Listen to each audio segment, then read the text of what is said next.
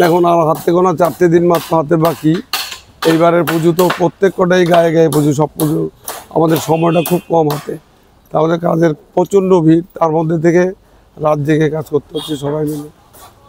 চাহিদা কীরকম? চাহিদা প্রচুর, পুজো অনেক বেড়েছে আগের থেকে, আমারও নিত্য নতুন অনেক কাস্টমার হয়েছে। বাড়িঘরের পুজো প্রচুর বেড়েছে, প্রচুর বেড়েছে। রেটটা কি? দেখুন এখনকার বাজারে সব জিনিসের দাম বেশি, আমরা যে রেটে ঠাকুর বিক্রি খুব কম মার্জিনে মানে ঠাকুরটা আমরা দিই, আমাদের প্রফিটটা কম করি আর কি।